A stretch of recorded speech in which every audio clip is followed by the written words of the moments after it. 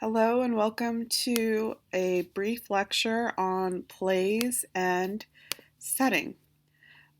So let's start with what the difference is between plays or drama and fiction, which is the previous unit we were just in.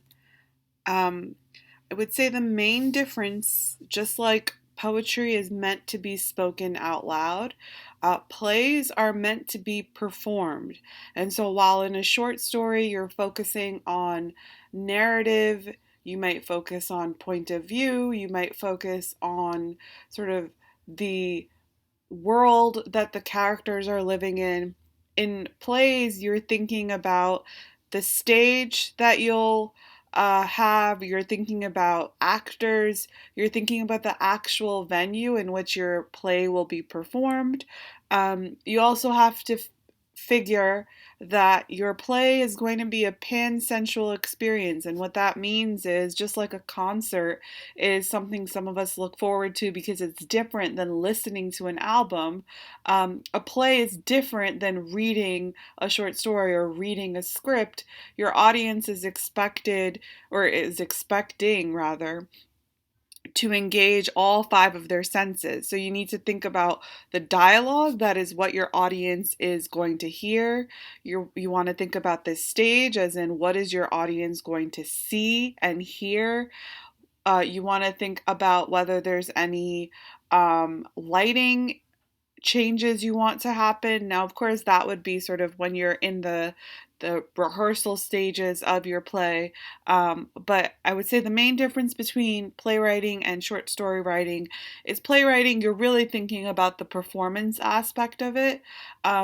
And that means different things. Of course, it means you're thinking about what the stage will look like. It also might mean that you want to hear your dialogue recited out loud, to see if there's a rhythm developing, to see if there's an awkward moment when it feels like the dialogue is lagging. This is also why when you're reading plays, you might see something in italics that reads beat. Beat just means you take a moment to breathe and then you continue on with your dialogue. Beats become important because, like I said, plays are performed, and so beats are a way to establish rhythm for your audience.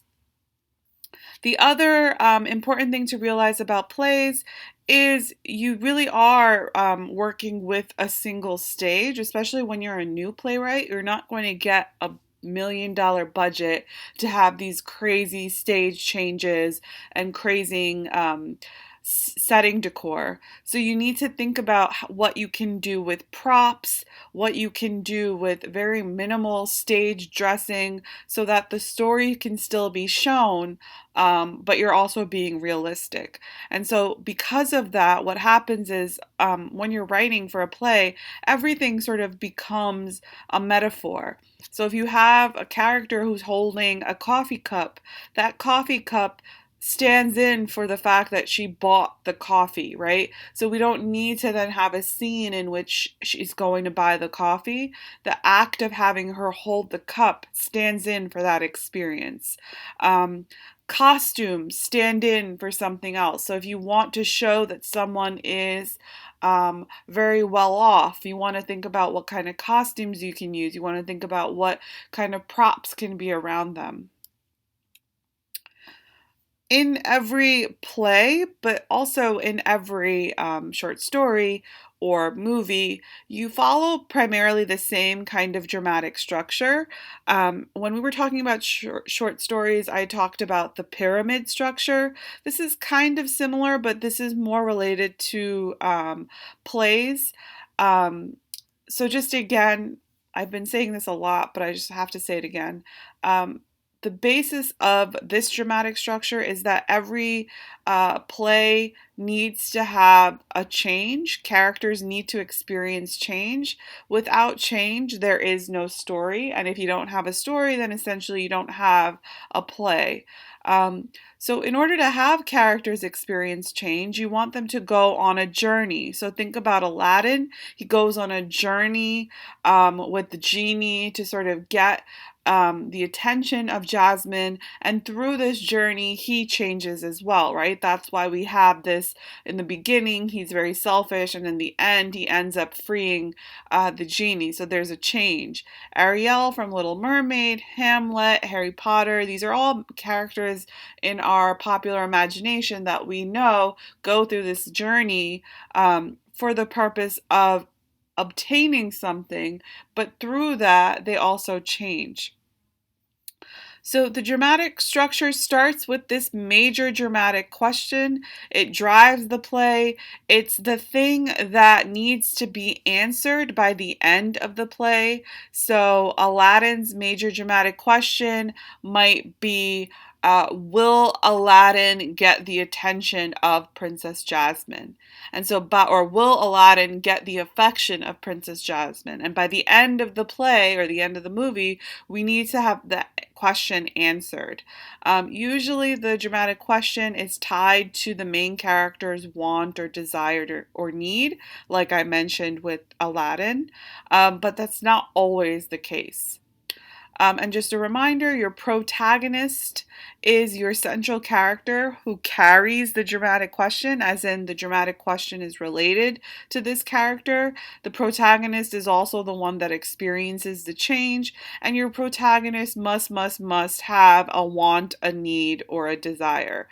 Without a want, a need, or desire, they won't actually do anything, because why should they do anything? And if they do things, it might feel like they're sort of doing random things, but there's no story being developed. The antagonist becomes the character or the thing, or the idea that gets in the way of the major dramatic question being answered. So, will Aladdin get the affection of Jasmine? Who gets in the way of that? Well, it would be Aladdin's insecurity. It would also be Jafar, right? So these are things that get in the way of the protagonist getting their need or their want or their desire. After you've established the major dramatic question and you understand who the protagonist and the antagonist is, you need to have some sort of inciting incident. So this is the moment that brings the protagonist face to face with his or her dramatic question. In a play, this usually occurs off stage and might be revealed through exposition. In Aladdin, that's not the case. If you think about Aladdin, the dramatic question is, will he receive the affection of Princess Jasmine? So the inciting incident that would put this question face to face with Aladdin would be the moment where he meets Princess Jasmine in the bazaar, where she's pretending that she's not a princess. Then you have a point of attack or a hook. This is the moment the plot starts. This is the moment that the major dramatic question is posed. And so I would say that this moment happens in Aladdin, at least. And apologies if you've not watched Aladdin. It's just, I feel like Aladdin is the go-to example for a lot of stuff. This point of attack could be when Aladdin and Jafar collaborate and he goes into the Cave of Wonders. It can also be, though, the moment where he realizes Princess Jasmine is a princess. The dramatic build is the events of the conflict, so these series of reversals or changes that keep the audience at the edge of their seat, and it makes it necessary for the dramatic question to be answered. So another way to look at this is it's a constant attempt of Aladdin in getting his question answered. So will he get the affection of Jasmine? The dramatic build is everything that happens in the movie where he is trying to get the attention of Jasmine. Crisis is the point of no return. That is where he needs to officially either go for his want or decide he's not going for his want. Climax is where everyone sort of is in the, like I think of it as in a movie, all the big people are in the same room, and so something needs to go down. The dramatic question is also answered, and then the resolution points to the significance of the climax. And so the resolution in Aladdin is where he frees Genie, right? So the idea there is he has Jasmine, but in order to suggest that he has also experienced some larger change, we have him freeing Genie, and it points to the significance of the whole journey that he's been on as well. In terms of plays, you're really focusing on writing a 10-minute play.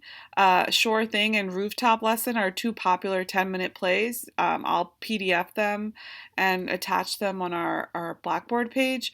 But we're typically used to thinking of plays as the full-length plays. So those are the 70 to 90 page plays in which we have an hour and a half performance. Rent, Wicked, these are popular examples of full-length plays.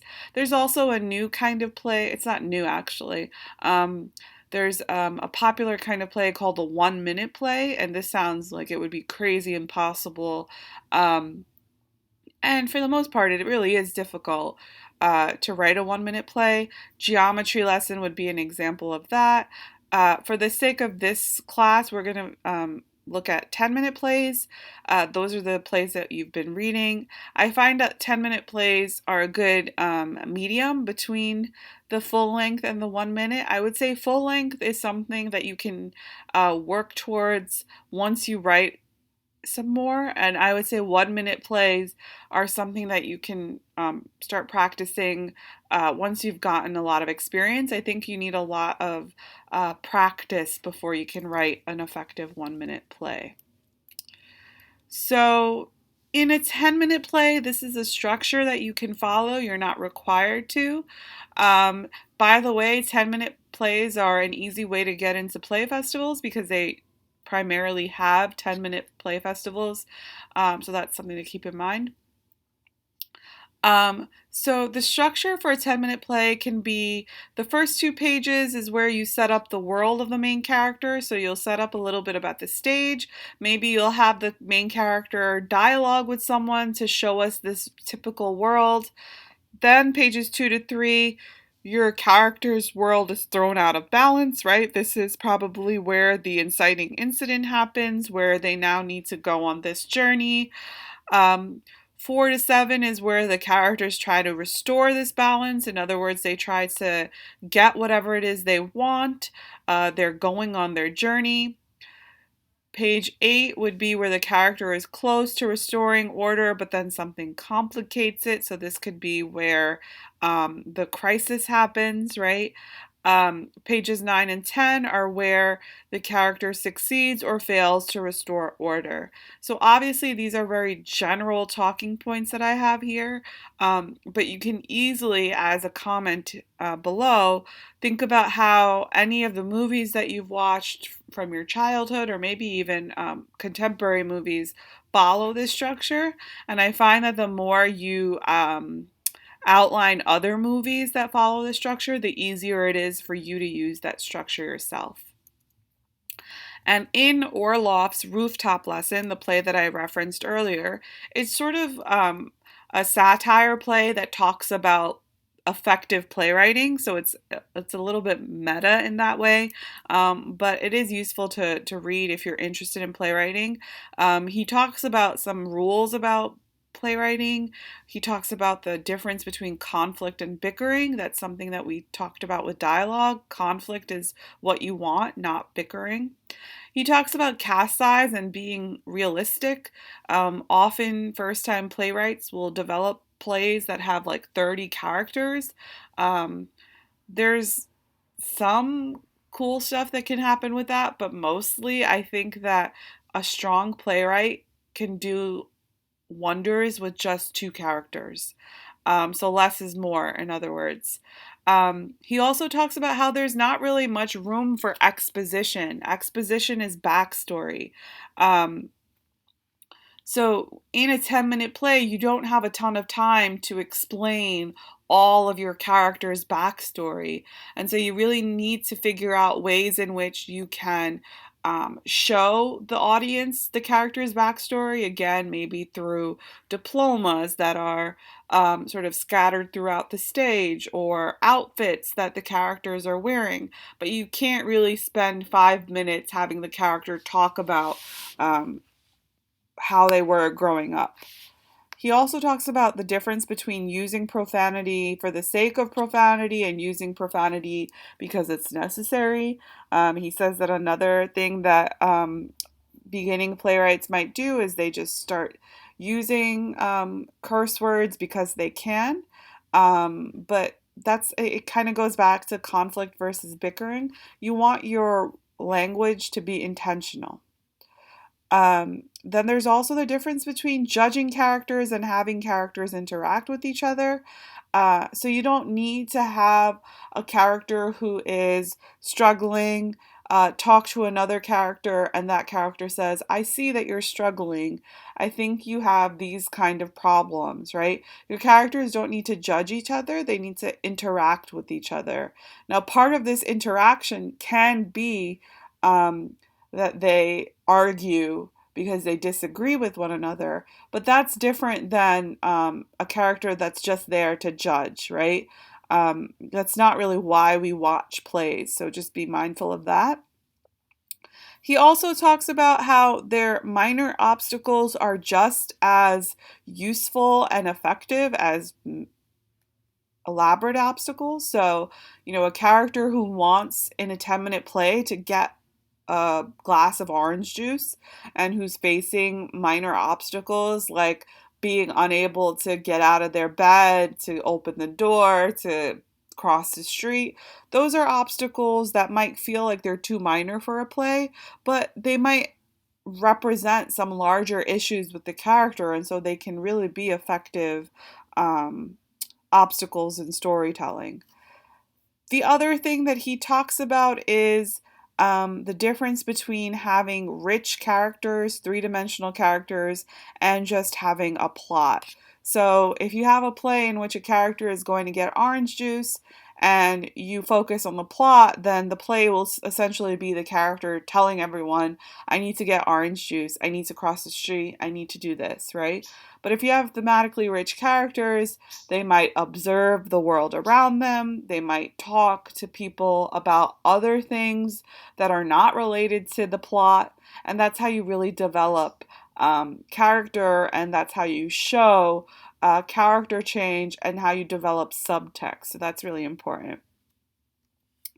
In terms of setting on a basic level, setting is surroundings, of course, place and time, but it's also more than place and time. It's the interaction between place, time, and culture. This means that it's the way that characters or multiple characters interact with each other and interact with the world around them. So, for example, if you have a story that takes place in New York in 2001 maybe, um, then your story might deal with how the characters interact with, like, if we're dealing with like 9/11, how the characters interact with a world that, or in a place that just recently suffered a terrorist attack, right? So there's ways in which you can consider the time that this story takes place in and how do your characters understand this time period. Um, Also, the important thing that we forget when we think about setting is how our perspective as individuals, our perspective is so grounded in the fact that we are from New York, from Queens, from the Bronx, right? So it's possible that your character's perspective is also skewed by that. And it's also possible that your characters understand the world around them based on things that they're going through. And so, if you're going through, like, you just got a job promotion and then you get on the D train, you might see the Bronx or New York as a city of love, a city of opportunity. But if you just got into a terrible fight with someone, you might get on the D train and think of New York as a city of rats or a city of sewers, right? This has everything to do with what you're seeing around you, yes, but it also has everything to do with what you're experiencing. So it's important to think about that when you're developing setting. Also, setting requires context. So, setting, really, your characters need to respond to it. Um, Setting can evoke a mood. setting can be an emotion. So a busy, um, like an empty stage can stand in for sort of desperate emotions. A crowded stage could stand in for overwhelming emotions.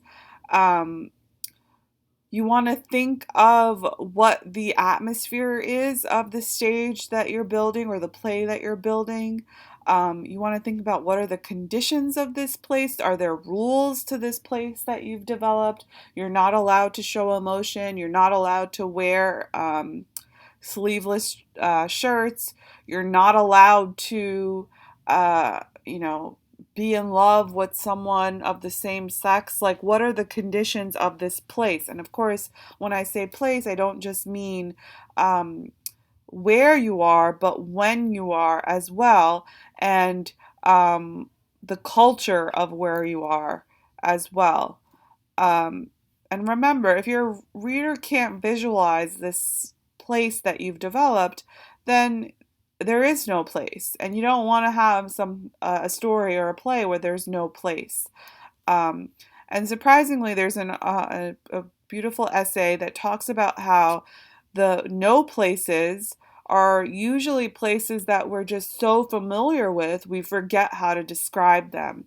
And so she talks about how it's important to define the no places in your story, um, because those are the places that your readers get to experience the world. So the no place that I always think of is like I'm so familiar maybe with um, like I don't know, trains, that if I'm writing a story, I might forget to talk about like what the inside of a train looks like, smells like. I might forget to talk about sort of the sounds of a train.